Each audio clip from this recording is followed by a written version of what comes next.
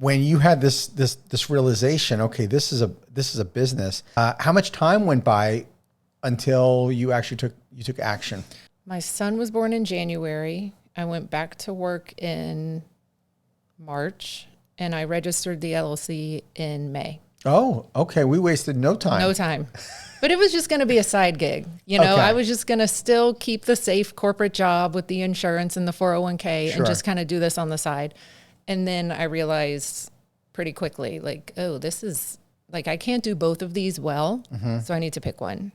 So I picked the independent freedom route, which was definitely less safe, no 401k, but paid off. This was your first business? Yes. And were you brought up in a entrepreneurial family? No. And in fact, they're like very risk averse. Both Okay. my parents. My dad's a dentist, and he even sold his private practice when I was 3 because he could not deal with the stress and with like the business ownership part of it. He didn't like, not being home on the weekends all the time and, having to work late. And he sold it and took a job teaching dentistry at the University of Florida. Okay. And my mom tried to talk me out of Twinkle Toes every chance she got because it was too risky and too much liability. And Right. yeah, they were not on board. And that's super common. We talk about this with other guests all the time. I always say, our friends, our family, they love us. They don't want us to see us fail because they don't see it for themselves. Right. They don't see the vision that you see. Right. Yeah. So okay, the LLC is incorporated in May of 2011, I guess it is. You quit the property management job? I didn't quit it for maybe a year, something like that. I tried to juggle both. So it was maybe a year. Did the business take off quite a bit in that first year that it made it easier to say, hey, I can't do both? No. I mean, it was slow, it was slowly because I was still figuring out the pricing structure. And are we going to have a membership fee? Do I do it more like kind of like a babysitting club type thing where they pay a fee? And then, it took a little bit of practice and trial and error to figure out where I landed, which is what we still do. So there was a little bit of that. And then just getting the word out, it takes a little while. How did you find nannies and how did you find clients back then? I found nannies on Craigslist. And it sounds so crazy now to even say that because like who in their right mind would go there? But this was 13 years ago. That was what we did. So yeah, it was word of mouth, Craigslist. Families were mostly word of mouth. Some of them were people that I knew. That's what I mean when I say word of mouth. Like it was my mouth spreading the word. It wasn't, I didn't have a network out there. It was my mouth. But one great thing was the family, the 2 surgeons that I worked for.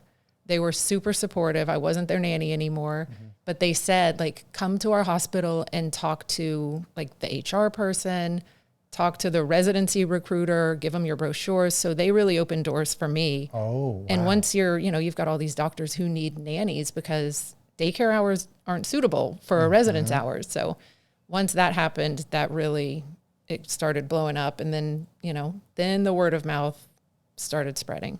What an incredible niche to just go with doctors. I mean, to have that community of all the surgeons and doctors in the hospital. Wow. That was a huge opportunity that they really came through in that one. And I'm still friends with them now. I think they live in Minnesota, but we're still in touch. So you were running the business, and when did it start turning the corner where you feel like it was really growing and now starting to sustain itself? How long did that take? Sustain itself, I definitely wasn't paying myself when I left the corporate job. I mean, that was a huge risk because my goal was always I'm going to match my corporate salary and then I'll leave. But it gets to this tipping point where it's like, if I'm spending 40 hours a week at the corporate job, it's never going to get to that point where I can, really move on from it. So it was such a risk, when I walked away. I believe I was pregnant with my second when I left the corporate job. But it was just so obvious to me and probably everyone I worked with that I was not into that anymore. Like that was not what I was giving 100% to. So I do think I was pregnant with her. So it was probably 18 months after I started. So after May of 2011. And I left, and we had no money, and we were super broke. I drove like a 20-year-old car, and we lived in this tiny little house, and my kids wore secondhand clothes, and we just made it work. Willing to do whatever it takes. Yep. And every dollar of profit just went right back into the business. Well, going back to what you just said a few moments ago, I want to emphasize this for the audience, that you had this realization that you could never do both. You were never going to get Twinkle Toes to where it needed to be by working full-time in property management. It comes down to whether somebody has enough willingness to risk it all, and not just, anybody could say, well, I'm just going to do it, but it's really having a plan and belief that there is no turning back. I'm a huge believer in plan B is a cop-out. Yep.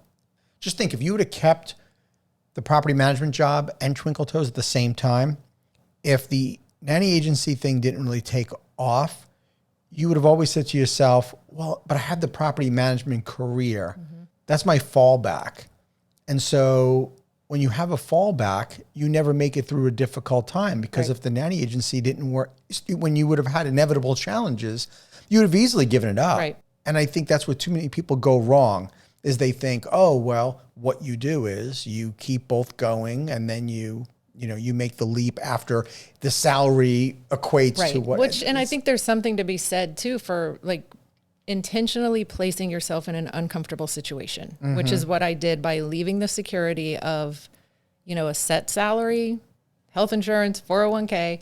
Now I'm in this very uncomfortable situation. If I had waited until it was comfortable to leave, number one, I don't think I would have ever been comfortable enough to leave. Right. But to be willing to be uncomfortable and to eat rice and beans for, 6 months to a year or whatever it was, then that's such a motivator to like get out of this uncomfortable place. Yes. Yeah. I've heard the term or the phrase, the amount of progress we make is based on the amount of uncomfortableness we can handle. Yeah, I would agree with that. And you were able to withstand a lot of uncomfortable situation. Yes. In the face of willing to, this was it. You were willing to put it all out there and willing to fail. And willing to fail is probably one of the greatest attributes we can have as an entrepreneur. It's like, we know we're not going to let ourselves fail, but the willingness to take the risk is something that not everybody can, nor should they do, if they really don't have that wherewithal. Yeah, I agree. Who was supportive of this? Did my husband call you and tell you to ask me this? He did not. On the way down here, he's like, make sure you mention how wonderful and supportive your husband has been through all these years. What's his name? Justin. So tell me, what did Justin say about all this? He was 100% on board from day one. He really was. No, he was like, he had a job, we could switch to his insurance, and he was always 100%, you can do it. If I needed him to take the kids, for the day so that I could go do an event at the park or like meet parents or whatever, he never complained. He was and still is my biggest supporter. Thank you for tuning into the Emerging Franchise Brands podcast. For additional insights, guest applications, and to stay connected, visit us at efbpodcast.com. The Emerging Franchise Brands podcast is for entertainment purposes only, and the views expressed do not necessarily represent those of Emerging Franchise Brands, its host Frank Fumey, or Emerging Franchise Group, LLC. Any discussed franchise or investment opportunity requires thorough investigation, obtaining proper disclosure documents, and expert consultation before making any investment decisions. The podcast and its host do not offer professional advice or endorsements, and they hold no responsibility for actions, representations, accuracy, or consequential damages related to the podcast content.